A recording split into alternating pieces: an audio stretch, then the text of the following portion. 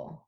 Like it's never about the country, it's always about the people. So like think about that first. Like we are community creatures, right? Like you're not going to Italy to just like eat pasta by yourself in a room. Like you're going to like be in the ambiance of Italy.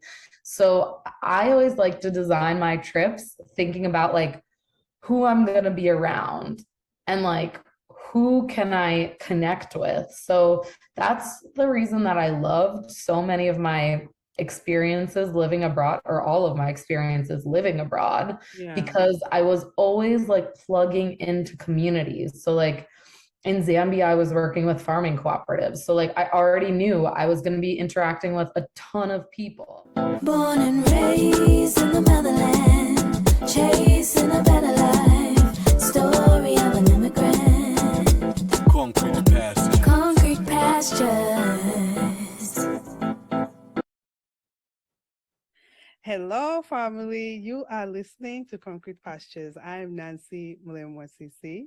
Being an immigrant has been one of the most challenging and extraordinary experiences of my life. It inspired me to create this platform, Concrete Pastures, to reach out to my fellow immigrants and dreamers. And today, I'm actually sitting down with I met her on one of the podcasts, the travel podcast. I fell in love right away. I listened to her story. And I don't know about you, but she was giving a lot of insight on how we can travel to other countries without becoming a citizen. You know, as immigrants, we always want to become a citizen, but you don't necessarily have to be that. And she's here to talk about all of the countries that she traveled to. I was jealous when she was mentioning all of her countries that she's been to. So without further ado, please welcome my girl, Erica Hackman. Hi, my dear. How are you? Hello, I'm so happy to be here, Nancy. Thanks for inviting me. Oh my gosh. Finally happening. I've been looking forward to this. I I was having jitters yesterday and looking at everything. I was just like, oh my God, I can't wait to talk to her and for her to discuss all the countries she's been to. But I'm so happy. It's an honor to have you here. But for starters, just want to, give our listeners a little bit of insight of who you are and how you got to traveling to these countries. That's a big question. You That deserves can a make it big short. answer. So This is girl talk, okay? I know. I And feel other like people listening, our audience. that's true. That's true. Okay, so the quickest or easiest way I usually tell my how I got into traveling story is I'm from Connecticut, born and raised in America, and never really wanted to leave until I got the opportunity to go on a free trip to Qatar when I was a junior in college. And I went just for 2 weeks, and I was like, oh my God, this country is amazing and nobody knows about it. Like, we're talking 2008, I was there. Like, when I told my friends in America that I was going to Qatar, they had no clue what I was talking about. I had no clue what I was talking about. This was a country that was super tiny that not that many people had heard of in my sphere. And so when I got there, I was just blown away at the hospitality, the differences in culture, and I sort of just like fell in love with the world through that one experience. And so I was sort of set to go to Europe to study for my senior year in Europe, but I was like, you know what? That's like the safe bet. That's sort of what everyone does. Yeah. And I found this country that I love that has my school's sister campus there. So I was like, why don't I just go to Qatar? And honestly, it was a simple decision for me. But when I did tell people around me that, hey, I'm gonna go live in Qatar for a semester, they were like, ah, you're crazy. That's in the Middle East. That's totally way too dangerous. Like you're a Yeah. young girl, like you should not be there. And I was like, you guys don't even know where this is, and I've already been there and I feel super safe. So like let me use my own eyes, my own ears. Let me not just believe the hype around the Middle East, and let me experience it for myself. I already Mm-hmm. have friends there. I already loved it there. So I ended up spending a semester there, loved it so much that I stayed the whole year living in Doha, Qatar. Well, really education city, but it's like the capital of Qatar. Yeah. Um, and then when I was there, I was thinking, okay, well, interior design is not my thing. I am literally having an adventure right now, and this is my thing. So, how can I keep traveling? How can I keep like immersing myself in different cultures? This is definitely where my heart sings. So, I ended up on a week-long trip in Cambodia from Qatar, just like a spring break trip. Before you And go I to looked Cambodia, how did you adjust to the culture in Cambodia. Qatar? Oh, in Qatar.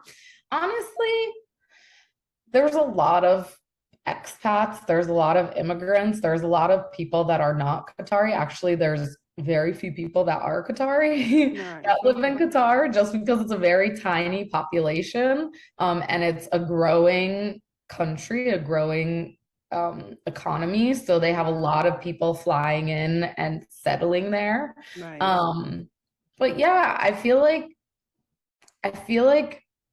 it wasn't that hard, honestly, to assimilate into getting to a point where people felt like I was respectful enough, but it's not like I could consider myself Qatari or Middle Eastern. I was Yeah. just there to soak in all the knowledge. I would not call myself like, oh, I'm Qatari after like 1 year.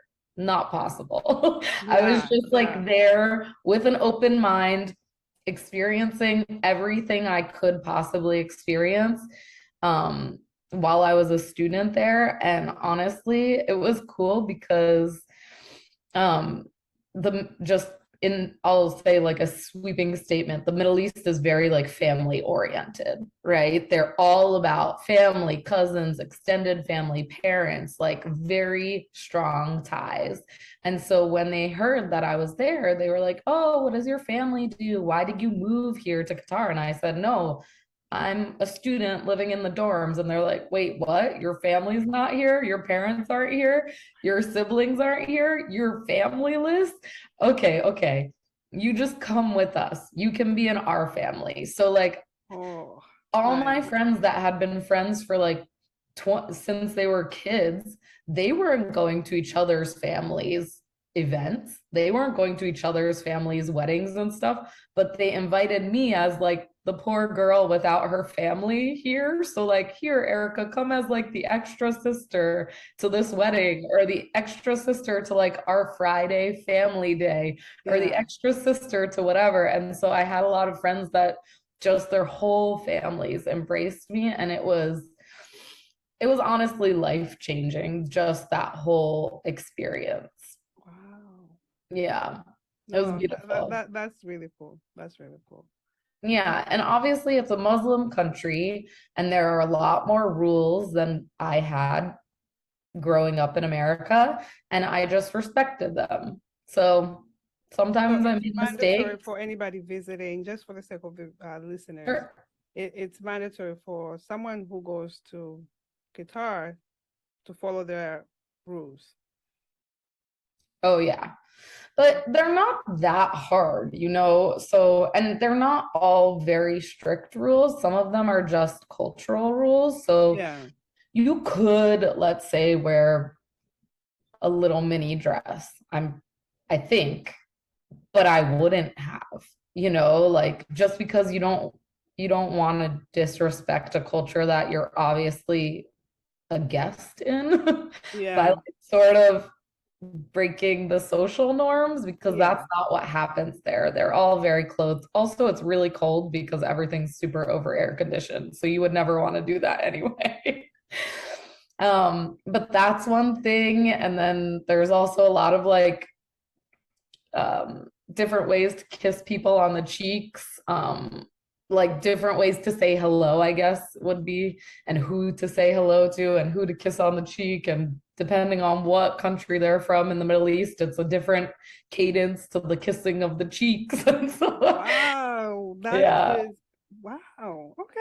And then, like during Ramadan, you're not allowed to eat or drink in public. So you have to hide eating and drinking if you're not Muslim. So you have to Yeah, of go course. into your own house, or, I lived on a campus. So there was like one dining hall that was still open for the non-Muslim people.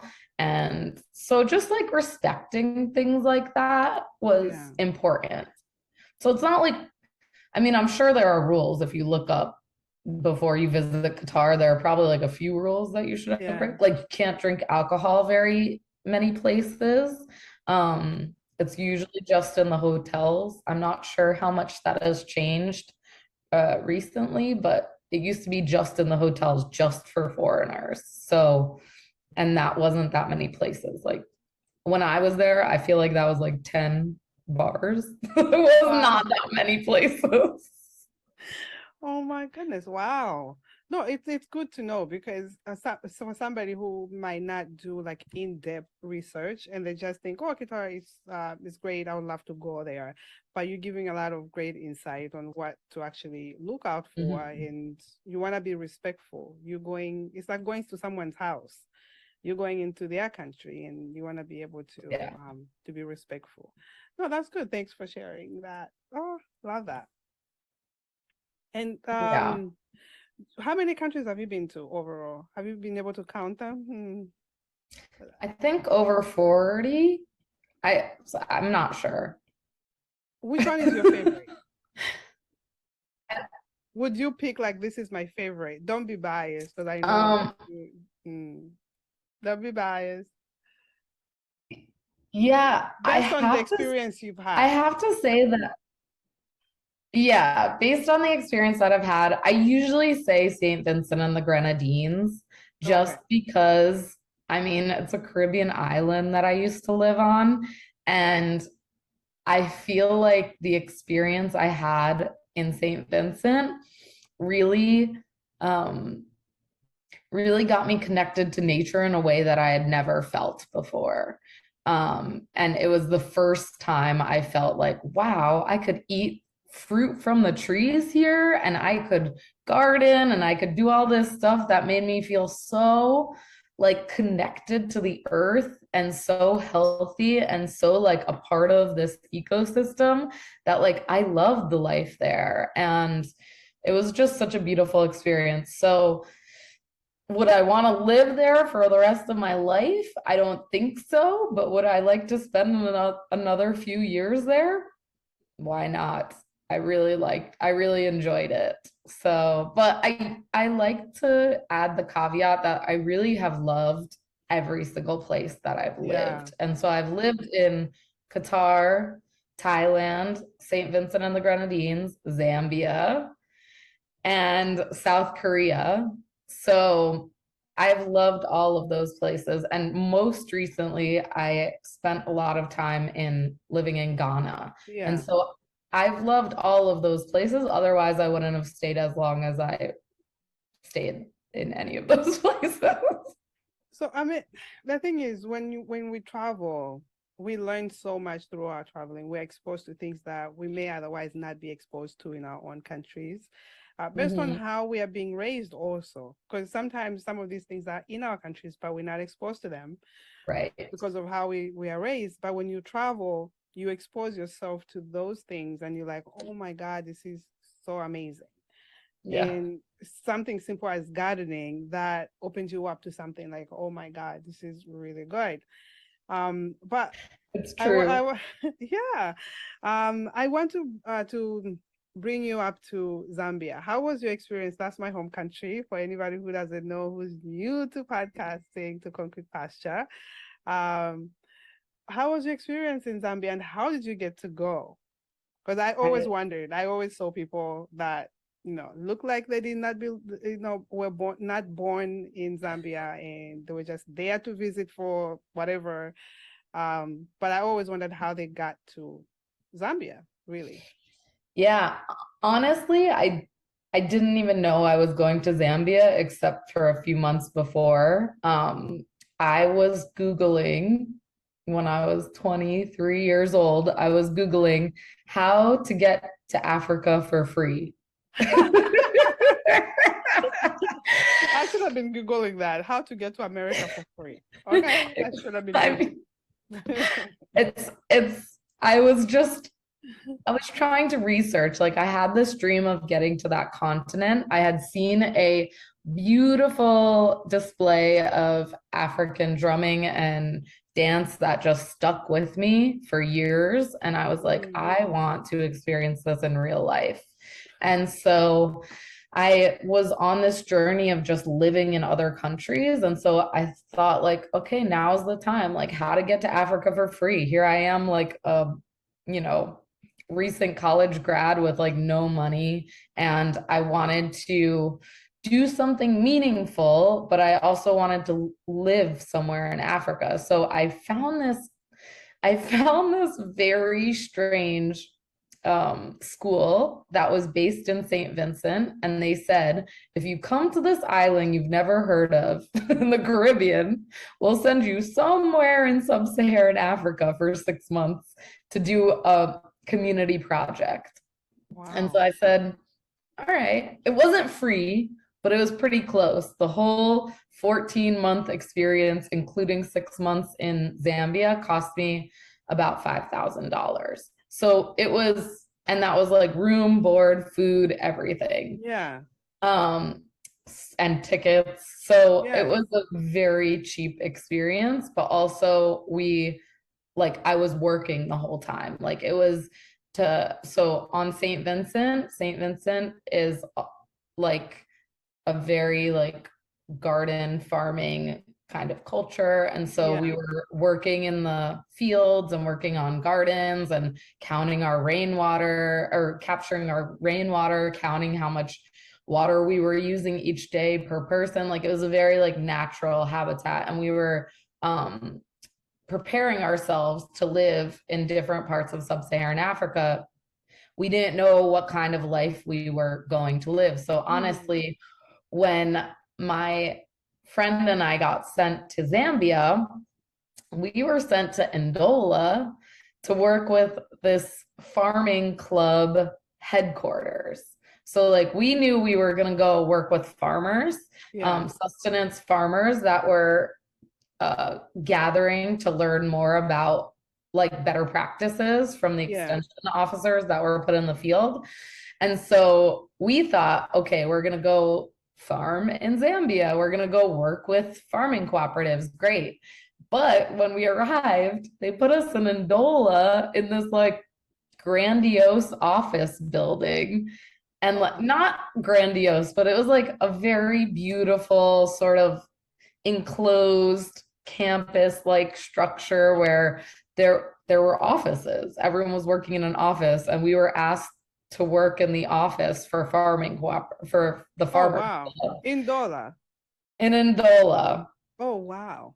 And I have to say, Ndola was a cool city. I mean, as a 24-year-old, it would have been fun to live in Ndola, but that is like not the experience that we were expecting. So we went into the field, visited some farmers clubs, and convinced one of them to like take us into the fields, find us a place to live, and then we could work with just like a few farmers clubs for the rest of our time. So that's what we did. And we lived in Makushi, Zambia, which is, well, it was outside of Makushi in this place called Nkalonga.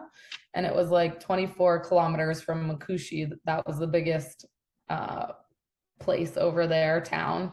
And we lived with a family of about 35 people. Nice. It was a lot of people because they had, if I'm remembering correctly, it was like the grandparents had 11 children, and then all of them had kids.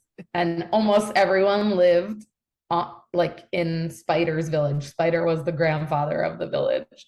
So it was just a few different houses. And we Yeah. were renting one of the houses from a brother that was actually, yeah, he was a very entrepreneurial guy. And he was renting us his house for $10 a month. And we were working with farming cooperatives there. Yeah. $10 a month. Yep. Wow. I know we're both living in New York City, so $10 a month sounds crazy. It is. It sounds But very crazy. but it's also, we didn't have running water, we didn't have electricity, we had well water, we had a latrine, we didn't have a shower, we just had, posts that were covered, and then we Yeah. used buckets to shower. So it was a very rural experience, but it was also really cool, really I'm beautiful glad you kind of experience. experienced a little bit of my childhood. Yeah, I Yeah, can going to the imagine. well to go get water. How was that? Like, I used to love it to actually go because when I lived with my mom for a little bit before I lived with my grandmother, we used to go to the well because the tap water would be, gone. And Right. then we would have to go to the well water, which is always there, but it has a different taste. Yeah. Honestly, the well water was fine. It was carrying the water that was really hard. Oh, did you learn how to carry it on your head? I mean, yes. I don't know. I don't know if I could reenact that. I mean, I get the premise. I didn't do it enough to be like, wow, this feels like second It nature to takes a me. lot of practice. It takes a It takes lot of practice. I learned how to so do it. I can carry a whole bucket of water with not touching. You just walk. You much. just keep walking. No, Yeah, it's you have to have a strong neck because it's all about your neck and how no, you no, can no. move your neck. I tried it a few times. I believe that we used to, if I remember correctly, we would just like carry it and try not to spill it. So we did it the total wrong way, but I've done the head thing a few times. It's Listen, really it hard. was the correct way in your own way. But It was that really takes a lot of hard. practice. Yeah, It was years for me to do that. So, yeah, oh, yeah. how was So the we food? we used the what's that called that you swing to make the fire? What do you mean? There's like a tin little circular thing where you put the coals in, and then you swing it and you start the fire that way. Oh, What's that called? ay, ay, ay. Jeez. I've been out of I touch in I a have while. one of them. You do? I have one They're of good for them. barbecue. They are, and they smell great. It smells like Zambia when you light it up. I'm like, oh, Yeah, those are good though. They're really good. yeah. I can't think of the name right now. Like I'm blinking it's like on too. the tip of my tongue, but I can't really remember it. Um, Yeah, it's but how okay. was the food? Did you get to cook any of the foods? Which foods do you remember? Because it's been a while. Oh, definitely Nshima. Oh, so good. Chibwabwa. The Nice. All the good stuff. Chihuahua. We were vegetarians at the time, so we didn't eat any of the nkoko or anything like that. We were just eating a lot of vegetables. We had a lot of African eggplants, Mm, like the ones that look like eggs. yes, yes. What were those called? They are again in Western Province where I'm from, we don't eat them. Oh, okay. Yeah, I only learned of them when I came to live in the city because our markets, they sell everything from all Right. of the provinces, really. Yeah. I don't And then remember the name of it. I'm we not ate really a good ton at it. of tomatoes, a ton, capinta. Like there was just a lot of the cucumbers were like this big, like this fat and yellow. It was amazing. Like really cool stuff. Really Yeah. different. Oh, Very different. that's awesome. That's awesome. But Yeah. and then what was the results from you guys being there? You were there for 6 months or a year? I was there for 6 months. I'm trying to find the name of this Anyway, I was there for 6 months, and you know, being a white person in Zambia, I definitely was hyper aware of wanting to like come in this like white savior sort of thing and like, oh, we're going to like build a school in 6 months. Like Yeah. that's not sustainable. That's not, it's just there's a lot of things that I just didn't like about that situation. Mm-hmm. So when we were there and they were asking us, to sit in the office, we said, no, like we want to use our time here better.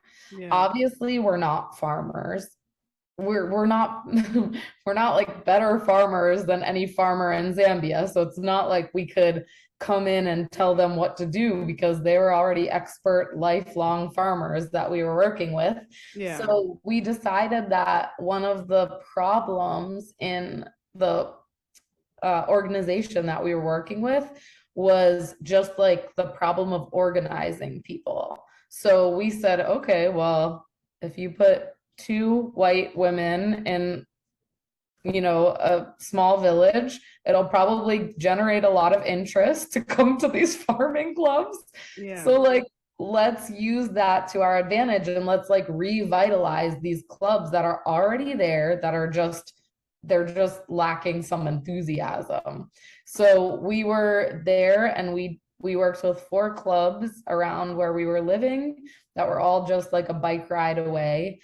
And what our purpose was to basically bring people together. Like the idea was to bring 50 farmers together and then have the extension officer from the government come and teach something like crop rotation or intercropping or how to take care of, your onions if something happens to them. Because what was happening at the time was the extension officer was going from farm to farm, one at a time. And he was in charge of like 1,000 farmers. And so he barely got to see anyone. So we were just like gathering people so he could talk to 50 people at a time so that they could, really get that information. Because also one of the things that we noticed was there's just such like a lack of communication in a place that doesn't have the internet,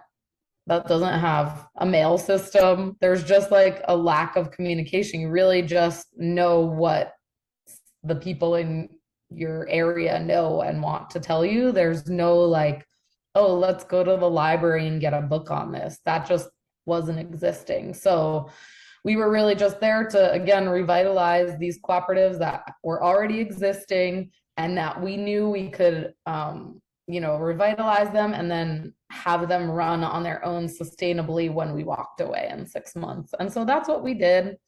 We also went up and down the central province and, collected some stories for the nonprofit that we were working with, some success stories, because they did a lot with, farmers, small business loan sort of things. They also did stuff with livestock and just a lot of different ways they were trying to alleviate extreme poverty where they weren't in the cities, like outside of the cities. So it was a cool organization. I really love Zambia. I really love the people in Zambia. Like, you're making me miss home. So it was no, really I a love great how experience. you actually just you touched on something that's really important for the people that are in the diaspora, because a lot of us want to give back to our communities back home, but it's the way we approach that. And I love how you guys approached it. It's like, we're not coming to save you. You guys are already established as farmers. We're just here to just add some value in a way that we can. Where we see opportunities, we can add value in that area. But I love that, because a lot of us in the diaspora, we want to invest back home and we want to be the saviors of the people that are already continuing to do it. And for those of us that are already out of the country for so long, for many years, we are out of touch. Like whether we like it or not, it's really we're out of touch unless we know we go there like every year, every month. Then we kind of know what's people are doing on the ground.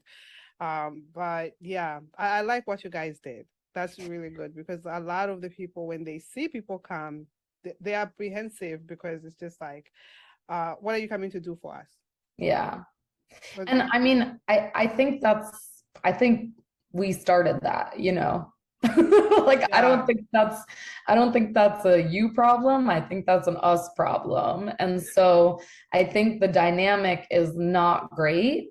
yeah, And I would add that one of the things I feel like has been the most helpful, because obviously so now I'm in New York. I have significantly more resources than anyone yeah, I was living with in Zambia. yeah, And like I told you, my heart, there's a piece of my heart in Zambia. I loved it. Like that experience gave me so much just richness in my yeah. whole life. Like it meant so much to me that it sort of sucks to come back to America and feel like, okay, well, I'm just like never gonna Go back again and yeah, never gonna go back, never gonna make a kind of difference that like I really felt like I wanted to make. And yeah. so one of the things that we've done is we've stayed in contact with that one brother that Oh, I rented was us going his to ask. house. Nice, nice. I mean, now one of the other brothers who was 9 just texted me and he's 18 now. I was like, oh Oh my my God, you're God, so it's been big. 9 years. Yeah, I just sent him a ton of pictures of him from when he was 9 years old. But that brother was super entrepreneurial, and he demonstrated so much like passion and strength and know-how and like ingenuity that we Yeah, were just like so moved by him. And he was so humble and he was so wonderful that like, my friend and I, we were living there together in his house. And we've stayed in touch with him. And every once in a while he writes, like we message him and we say, like, what's happening? What are you doing? And while we were there, he told us his dream was to be a teacher. mm, And so we sort of inquired, like, what would that take? Do you have what it takes to be a teacher? Like, do you have the yeah. resources? What does that take? And so the year after we left, we actually were able to fund him going to school. It cost, I think, like $1,200 to send him to like 3 years of school to be a Wow. teacher. And the program that he was in was to be a teacher in rural areas. So, like, Mm, he had to serve in rural areas, that's which I just beautiful. felt like was doing him a good service, but also Yeah, like the areas that we wanted to make a difference in. yeah, And so it's hard to find people that you really feel like, wow, this money is going to be put to great use. But like sometimes it's worth investing in like one person that doesn't have the resources rather than sending your money to like UNICEF or something like that. I completely agree. I completely agree Yeah. because you actually get to see the results and they hold themselves accountable. For somebody who does something like that, it's like I'm going to hold myself accountable. I'm responsible for my community and I want to give back because you see the suffering around you. You see what opportunities that you can, at least help in those areas. And Hmm. for somebody who's willing to teach in rural areas, because even teachers, it's so hard because you get educated sometimes in the city and then they send you Hmm. to rural areas. It's such an adjustment Such an that you have to adjustment. go through. So for somebody who's already in the rural areas and he wants to be in the community, it Hmm. helps a lot in a way. And for it serves the person that was, supposed to be going there a trip or an Yeah. adjustment. So Yeah. oh my God, that's really good. You guys did amazing. I'm glad that you I mean, it's so little. Like what I would love to do, just I mean, not just in Zambia, but yeah, after everywhere. having all these experiences living in other countries, like I would love to help so many more people. But Of course. that's an example I'm pretty proud of because Yeah. it does feel like, we saw something he stepped up completely, did so much of the work on his own, and then said, listen, like, this is what I would need. And that's where we came in. So, like, I feel like that's a circumstantial, like, okay, the resources just aren't there, but everything else is there. Yeah. And so, like, I want to help this person because I know this money. I mean, $1,200 is nothing to sneeze at. It's a lot of money still.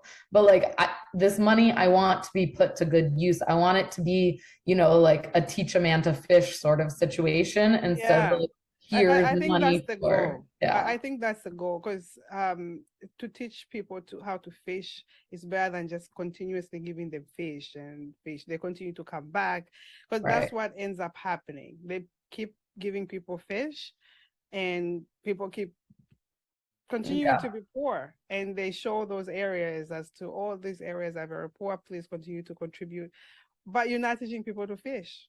Give them the nets, show them where the fish might be, and for him to step up, that's really beautiful. That's amazing. It's a powerful story. I applaud you guys for even contributing to his career. That's you've helped so many through him. That's really nice of you to say. Yeah, no, you've helped so many through him because he gets to help his family. He gets to help the whole community, educate other kids, and he's paved the way. Yeah. I mean, I feel like Zambia was so eye-opening. Like my time in Zambia was so eye-opening for me as like a 24, 25-year-old living there and just coming from America, not knowing much about Africa at all, and sort of going in with a lot of expectations and really being, for one, just like pleasantly surprised with how easy and kind and wonderful people were. And like, not to say that I was worried about that, but it was like a really easy place to get around, to meet people. Like it was a fun place to be. But also like having this whole perspective of like in America we're told like, okay, we have to like save people in Africa or something like that. Like that's the messaging here. Yeah, that's the message. And like going there and being like, you know what? Well, like we created this problem and like we also have to be the ones to stop it. Like no, I'm glad. It's not even you. I'm glad that you've taken that ownership, but it's not even from you. It's just overall what America is teaching us. And even when I came here, it was also like some type of a culture shock for me. People being surprised that I speak English because of how they see my country and or your continent. Yeah, or the continent as a whole. It's just like they view us as very backwards, and it saddens me in a way. Just like, okay, let's change the perspective of what Africans are and what we are capable of doing.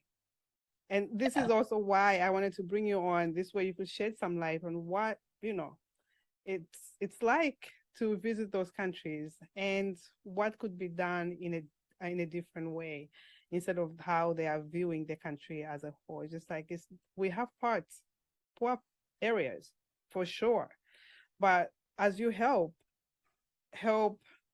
with the understanding of having these people being independent, not continuously giving them fish.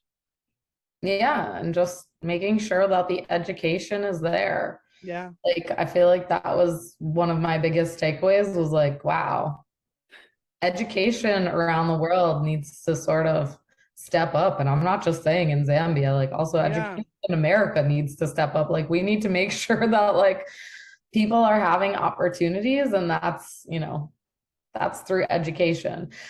So my husband is Ghanaian, and he always says like, just let people think what they want about Africans, because we're getting it done. We're like doing the things. And so if nobody is watching us, like that's okay. We'll just surprise them one day and they won't even know where it's coming from, like, so it's okay. We don't need to be on everyone's radar. We can just we can just quietly do our own thing under nobody's like watchful eye. And then when we come out and say like, oh, this is what we've been building, okay, like I let love us be it. surprised. I love it. We're just sneaking it into it. Like, it's just like, okay, we've been doing this all along. Okay. Yeah, exactly, exactly. Talking about your hobby, I know you've been to Ghana. How was that experience? Yeah, Ghana's incredible. I've actually been twice. We spent 2 weeks there before the pandemic and then Yeah. 3 months there during the pandemic. Um, so unfortunately, like it was during the pandemic, and so we couldn't really experience a ton of what Ghana has to offer because we were a bit scared of Yeah. disease. Of course, of course. But life there uh was really nice. It was really slow. It was really hot over by the equator. And it was just like I said about the Middle East in the beginning of this talk, like very family centric. Mm. Very much about like your cousins, aunts, uncles, all that.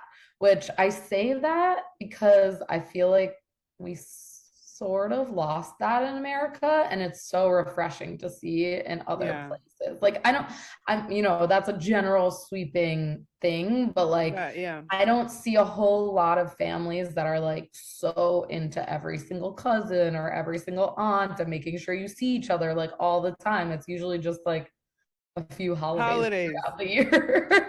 Yeah, it's the holidays. It's the holidays. I think it's also the lifestyle, but even back home, we make it a point to have Hmm. like families. Like I lived around, I don't remember not living with cousins, and Yeah. everybody was kind of like living. Even when I got to live with my mom, it was my aunts were there. My grandmother was constantly visiting. My cousins, of course. Um, yeah, Yeah, it's it's always really, family. yeah, So it's always, always. it was the same in Ghana. We were always visiting, this relative or they were Yeah, coming to visit, and it was a very unique experience, and I look forward where our plan is to go there for a few months each year just yeah. to make sure that we have a little 1-year-old, 1.5-year-old son, and we want to make sure Yes, so that he cute. So cute. feels Ghanaian and that he also has the opportunity, and I feel like you can relate to this, Nancy, but like in America, it's a big melting pot salad bowl of people, right? Yep. But there's something special about like being around people that look and feel like your people. And so like You I can say feel that like again. Yep. yeah, I feel like I want my husband to be in that situation Yeah. yearly, and I want my son to be in that situation yearly. Like I want that to be like Oh, a core. you're so We, sweet. yeah, and it's not my idea. Like this is not my credit. Like it's just what I've heard from my husband's story is like a lot of his confidence and a lot of what he's experienced growing up was built while he was living in Ghana as a Ghanaian. And Yeah. so like I want to make sure that our son has the choice or has the opportunity to sort of like learn some of Experience that. both worlds. Yeah, experience. The thing is, we have this opportunity with our kids for them to experience both worlds and appreciate and get to choose once they're like grown, get to choose, oh, I want to go live in Ghana. Right. I don't want to live in America anymore. And my kids have that luxury to either go live in Ukraine if one day if this war finishes, and then or in Zambia. They have Yeah. that opportunity to like, okay, I can live in America as a whole. But at least once we expose them to all of these worlds, they're able to appreciate and learn also different cultures. We Yeah. have like Zambia has 73 dialects, and we Oh, I have know. we have all of these cultures, and oh my goodness, yeah, like I can't wait to take my kids for them just to be exposed to all the beauty and just to learn some of the things that them, I'm not going to be able to teach them everything. I'm not. But just opening their eyes. I mean, my family, my father's from Russia. He was born in Iran. My mom is Italian and Irish, and both of her parents were born in America. Oh, wow. And I visited Ireland once, and I visited Italy once. And I've never been to Russia or Iran. And honestly, I feel like there's a lack of understanding there. A lot, like even within my family, like there's a lack of understanding with where we came from and all that stuff. And that's not the kind of family that I want to raise, being like a very intentionally multicultural family, especially when you're talking about marrying someone that looks so different than you, like you're thrusted into this multicultural thing. My parents sort of got away with it because they're both white and we ended up white, but now my husband is Black, my son is mixed, and so like this is going to be at the forefront of so many conversations as we walk through this life together. So I want him to feel like he knows what he's talking about, and it's important. It is. It is important. I mean, you and I can talk about our kids and our interracial things together for forever. We can do that. I wanted to touch into your job, what you do, my dear. Okay. And I just want you to share on how people can travel, because immigrants love to travel, and we want to travel cheap. We want to travel well with a purpose, of course. Yeah. Just let us know what you do and how we can get to be on Nomadic. Okay, so I've been working for 9 years now with this guy, Nomadic Matt, who's a big budget travel blogger. He teaches people how to sort of do the more local things as they go around the world. So shop at grocery stores, use public transportation, stay for longer periods of time, so that vacations aren't just reserved for like super wealthy people. And so that's the whole idea of nomadicmat.com. And this guy's been to over 100 countries. He's gone all over for the last 15 years, and he's a great writer. He's written many books. He actually has a New York Times best-selling book called How to Travel the World on $50 a Day, which may sound like a lot of money, but $50 a day is actually just above $18,000 a year. And if you're living in New York City, you're definitely paying more than that in rent, and you're just staying in one place. So this is like, to travel the world for that price is like sort of a crazy idea, but it's doable. And what I do with the company now is I run our whole community arm. So it's called the Nomadic Network. And we basically connect people to other people and resources that can have them traveling cheaper, better, longer, and more. And so we have chapters all over the US, a few outside of the US, but they meet about monthly to just connect travelers together. And then we also have virtual events where we have people come on and share about a different way that they traveled. So, or a different place that they traveled, just to like open up the community members' minds to like different ways to do things. So maybe we'll have somebody that climbed Mount Kilimanjaro, or lived for Zambia in a year, or lived in Zambia for a year, or they have backpacked around the world for 2 years, or they are in a wheelchair and they've traveled to 30 countries. Like, how did they do that? And so it's informational and inspirational, and that's all at the nomadicnetwork.com. And it's free to join. It's all just like, join the community and you can learn all sorts of things. So it's a really cool job that I sort of fell into right when I came back from living abroad for 5 or 6 years. No, And I like it. This is yeah. really good because a lot of things, a lot of the issues, some of the issues that we have is we travel to these countries. Let's say you come to the US. Sometimes it's hard to have that budget. Or Mm-hmm. I want to travel to go visit back home. And you're thinking of so many things that you have to do, or even travel for holiday, for vacation somewhere. You're so restricted because you're trying to save every penny. It's expensive to go to Mexico. But if you join the community, you get to talk to people that have gone to Mexico a million times for maybe $1,000 for 2 weeks, for maybe $500 for 2 weeks. You find out how they did it, and this way you're not so restricted to Yeah. your travel. And because mental health is huge for me. Mm-hmm. Being on a grind constantly, you get to burn out, just like you burn out on anything. You get to burn out being a parent, working, and just being you sometimes can be Yeah. you can burn out. So taking some time out into our grind as immigrants, it helps a lot. It gives you that break.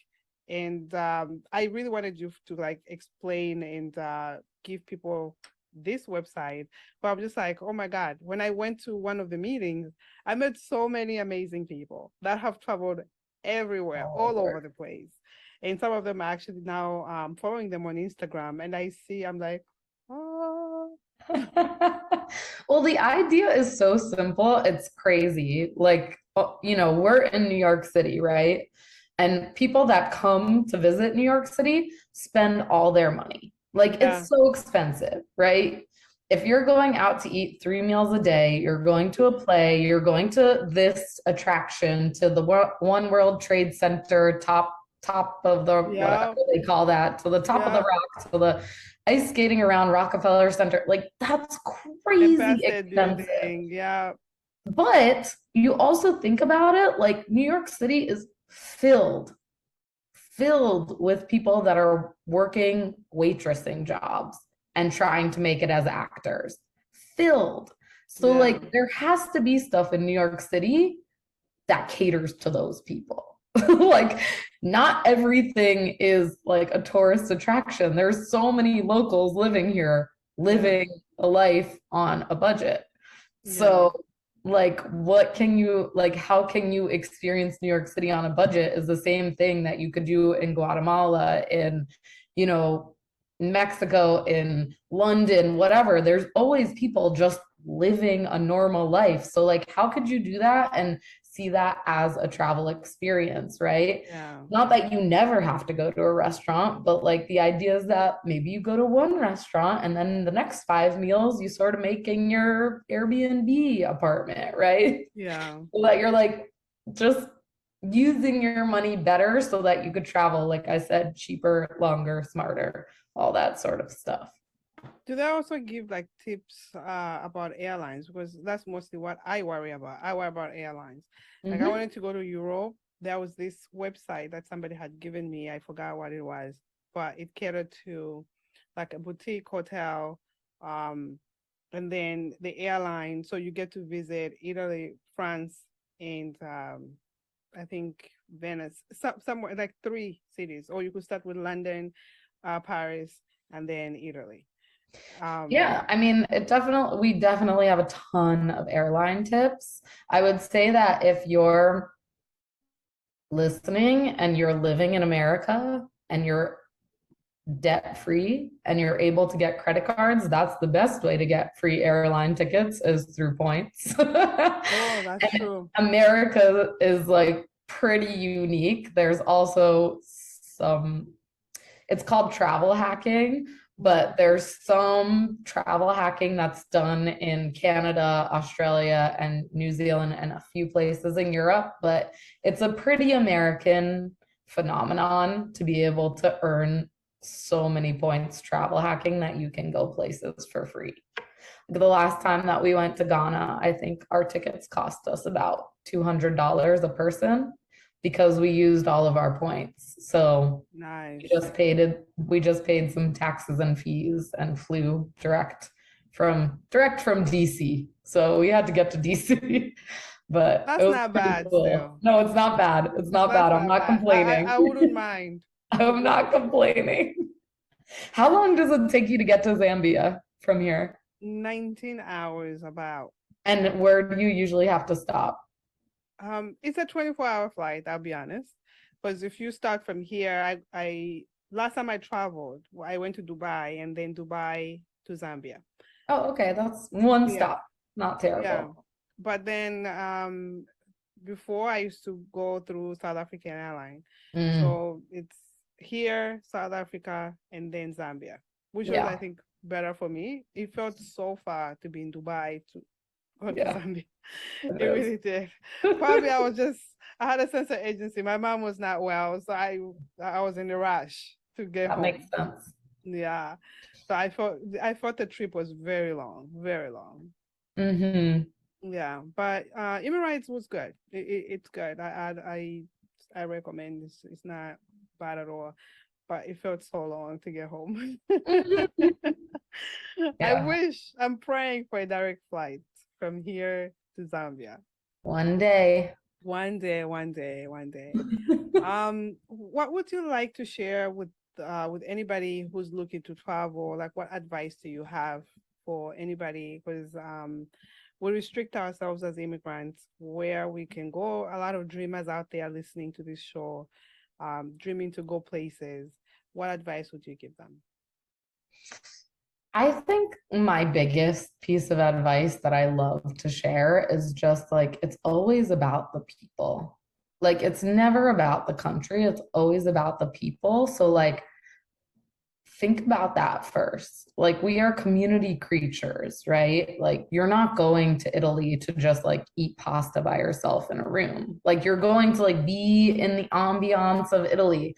So, I always like to design my trips thinking about like who I'm going to be around and like who can I connect with. So that's the reason that I loved so many of my experiences living abroad, or all of my experiences living abroad, Yeah. because I was always like plugging into communities. So like in Zambia, I was working with farming cooperatives. So like I already knew I was going to be interacting with a ton of people, and it was really great because we had a reason to interact.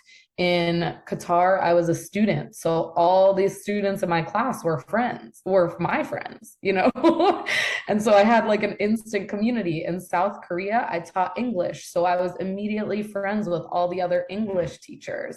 When I was in Thailand, I also taught English. So I was immediately in that. When I was in St. Vincent and the Grenadines, I was in like a school setting. So I was just plugging into communities. And if you're going on a trip that's not as long, like you're going for a week or 2 weeks or something like that, I strongly suggest like taking a cooking class the first day, or doing something where you'll like probably meet some people. I mean, I also have traveled extensively on a budget, so I've stayed in a lot of hostels, and I really love hostels. And maybe that's not like, you know, your thing. Maybe you don't want to stay in a hostel, even though some of them are super nice nowadays and you could get your own room and own bathroom, but maybe that's not your thing. Own room and own bathroom, I can do own that. room and own bathroom. We actually just did a whole a guide to Europe's hostels, and these places looked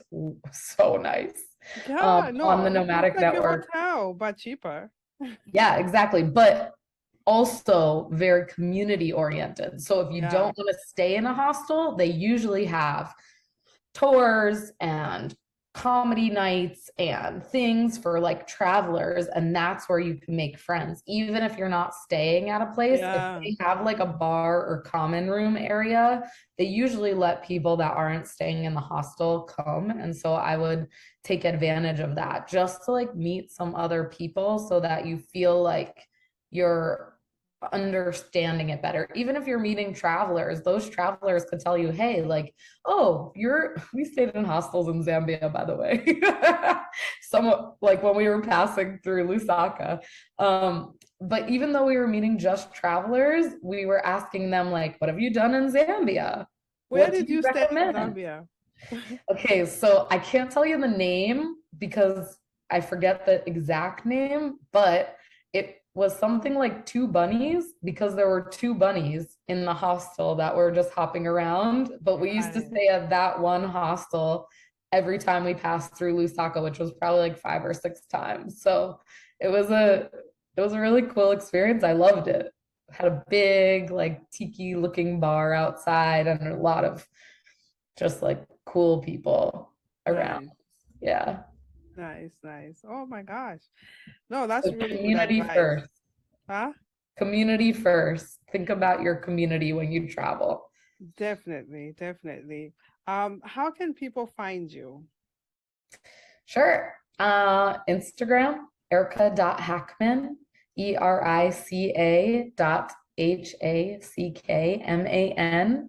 And by joining the Nomadic Network, I'm super active there. I Yeah. run, I help run the network with Matt, so I'm in there all the time. You can private message me, but it's thenomadicnetwork.com and it's free to join, and I would love to see you in there. Oh, that's awesome. My last question. I know you have inspiration. Um, one of the things that I love about you is your I don't know, 552. Yes, you got it right. I'm striving for that. Yes. When I grow up, that's my mission. For anybody who doesn't know, Erica lives 5 months in the US, right? Okay, wait. So this is our goal. This is not what we do yet. Right now Yeah, we're at this is like the a goal. 9-3 or a 10-2. So basically, my husband and I, when we were first dating, we were talking about where we wanted to live. Yeah. And I love to travel, but from this conversation, you probably gathered that I really love to live other places. Yes. I do. Like, I Yeah. love having that community. I love making friends, and I don't love leaving my friends thinking like I will never see you again, probably, you know? So, like, I really want, and I've always had this idea since I started living in other places that like I would have like a few home bases when I grew up. Yeah. And so our plan that we sort of conceived on the second or third or fourth date was that we would live like this 5-5-2 lifestyle where we would live 5 months in New York in a crazy hectic environment, city-like environment, 5 months in California where we would sort of have the laid back suburban 5 months of the year, and then 2 months in Ghana, just really slow, really quiet family time. You gradually like getting into the slow, quiet. So from here, California, Ghana, it's just Well, amazing. the idea is that I That's what don't, I'm striving for. yeah, But you don't mine, really want to be like hectic all the time, and you really yeah, don't want to be like slow all the time. So the idea is yeah. to sort of cycle that through each year and feel like you have part of the year to be crazy, part of the year to be like I think calm, it's a balance. and then slow. Yeah. I think it's balanced out. I was saying the same thing when I heard you say it. I was like, oh my God, I would do 5 months in America and 5 months somewhere else, and 5 months in South Africa. I want to be, and then 2 months in Zambia. Yeah. So this way, my Let's do family it. don't miss me too much. I'm like, okay, 2 months I'm here, guys, and then my 5 months in SA, and 5 months in the hectic New York. Amazing. Yeah. I mean, it's hectic, but it's magical. It is. I It just is don't true. want it 12 months a year for the rest of my life. Yeah, no, it's very magical. I love it. I don't think I would be anywhere else. I Yeah. love it. Like my whole experience of being an immigrant has been amazing because of the city that I live in. Yeah. What drives you? What motivates you? What drives me? Honestly, connection. I was Right. just having this discussion yesterday. It's like I love connecting with people. I think the world needs so much more connection. I sort of feel like the otherness that we place on people, like the different, oh, you're different than me. Oh, you're other than me. Oh, you don't look like me. You don't speak like me. You don't talk like me. You must be different, is the thing that is at the core of all of the wars happening right now. So the Yeah. more connections, the more networks, the more, I know you and you're this person's friend, and oh, you're from the country that I visited and I really like those people. So like you must be cool too. Like those kind of connections, I think, are what's going to create world peace. So like I honestly really believe in I love traveling because I think it expedites that process, but Yeah. you could build the same kind of connections in your own town, in Yeah. your own area, in your own country, but just like with the idea that like learning about people has this like beautiful way of making you like trust and understand people better. And like it really forces you to question when somebody says something that sounds like not that great. Yeah. When I was 18 or sorry 20 and trying to go to Qatar, and people were saying like, oh, you're going to be treated so poorly there. And I was like, you know what? Like, I've been there. That's not true. Like, Yeah. I was fine there. And so, like, it makes you sort of question, um, what people are saying to you and what you take to heart and what you think, okay, maybe they haven't experienced a good enough connection It's yet to that exactly place. that. It's exactly Yeah. that. Like people don't really know, they just assume. There's a lot of assumptions and without knowing really what it's like. And Um, it's if you haven't been there, like how would you know? yeah. There's no movies being made about Qatar 15 years ago. They don't know. I mean, people Yeah. know about America because we have Hollywood out the wazoo, but Of like course. there's nothing being made. Like, are there movies, big blockbuster movies being made about life in Zambia? I don't think so. No, Are there? I There's mean not. now they kind of, but not as at the scale of, Nollywood, let's say like Right. Nigeria, but Zambia or South Africa it's not this at the scale of that. So Zambia, we're So just coming up because yeah, we're so not at people their just level. they wouldn't know, and it's not necessarily their fault, but also like should we be seeking sort of like answers? Yeah, probably. As humankind, we should be like if we don't understand something, we should try to understand it, like try to meet somebody.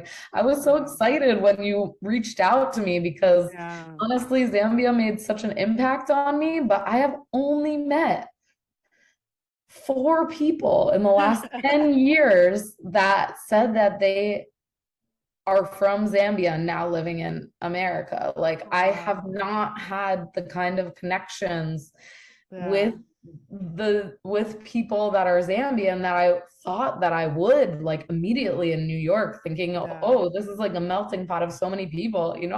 I'm curious. I ask where everyone's from. And you're the fourth in 10 years that I've met from Zambia. And it just Ah, lit my heart up to know, like, oh, just to so be you able lit to my connect heart up. with you. You lit my heart up as soon as I found out that you went to my home country, and I really wanted to speak to you because there are people out there that I want to go to African countries, and sometimes they want to just know the experience of what it's like, of what you experience through your eyes, and Hmm. you are different from the people that are there. So what Hmm. was your experience? Because me talking about it, they might not really get it. It's like, okay, you have this biasness of, you're from Yeah. Zambia. But from you coming from here and or someone from Europe going to Zambia, Hmm. trying to do the same goodwill, let's say, um, at least they get a better understanding of, oh, okay, it's not even that bad and how to go about it. We're Yeah. not going to serve anybody. We're really going to work with people Right. and find opportunities where we can, but ultimately this is theirs. Yeah. Yeah. Zambia is a really cool place. You should feel very lucky that you're from there. Oh, thank you. Thank you. I do.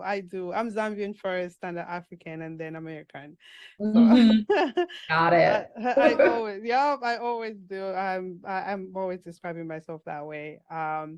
But I appreciate you for being here. I can talk to you for days. You and I are girlfriends forever. I know. Yeah. For anybody who is looking to move for a short period of time anywhere out, in Africa or even Zambia, where Erica has been, or if you're looking to travel, feel free to join the Nomadic Network. And this is nomadic.com. TheNomadicNetwork.com. Oh, the nomadicnetwork.com. I know I'll it's a bit also of a have it in the mouthful. show notes. Once we post the episode, I'll have it in the show notes. This way you could just click away and you are there. And the membership is completely free. You get a lot of insights on how to travel cheap with no expenses. Yeah. And Not break your also pocket. if anyone is curious or wants to brainstorm, I love brainstorming ways that you could Yeah. get overseas for cheap or free, or I mean free is hard these days, but like for cheap Cheaper. is We'll settle for easier. And cheaper. so if you want to just message me on the Nomadic Network or on Instagram, I'm happy to have that conversation with you. It's like one of my favorite things to do. So feel free to reach out. Thank you, my dear. Thank you for being here. I appreciate you. I'll talk to you soon. Yeah, thank you so much, Nancy. You're the best. Bye.